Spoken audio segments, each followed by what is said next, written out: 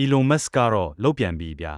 အခုဆိုရင်သူကကဘာပေါ်မှာတင်မဟုတ်တော့ပဲအာကာသထဲမှာပါ AI စက်ယုံကြီးတွေစောက်ဖို့ပြင်နေပါပြီ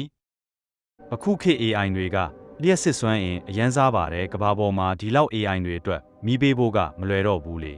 ဒါကြောင့်သူက SpaceX နဲ့ AI ကိုပေါင်းလိုက်ပြီးအာကာသထဲမှာနေအောင်ကြည်စွမ်းအင်သုံး database စင်တာတွေစောက်ဖို့ကြံစီနေတာပါအာကာသထဲမှာဆိုရင်နေအောင်ကြည်စွမ်းအင်ကို24နာရီရနိုင်တယ်လို့အာကာသရဲ့အေးဆက်တဲ့အပူချိန်ကစက်တွေကိုအေးနေစေမှာပါဒါအောင်မြင်သွားရင်တော့ကျွန်တော်တို့သုံးနေတဲ့ AI တွေဟာအခုထက်အဆက်ပေါင်းများစွာပုံမြန်လာပြီးကမ္ဘာဘယ်နေရာကမဆိုစက္ကန့်ပိုင်းအတွင်းအသုံးပြုနိုင်တော့မှာပါElon Musk ရဲ့ DC စွတ်ကတကယ်ဖြစ်လာနိုင်မလားခုကြည့်နေတဲ့သူရောဘလို့ထင်လဲကိုမန့်မှာရေးခဲ့ပါအောင်ဗီဒီယိုလေးကိုကြိုက်ရင် like လေးနေပေးခဲ့နော် channel ကိုလည်း subscribe လုပ်ထားဖို့မမေ့နဲ့ဦးနော်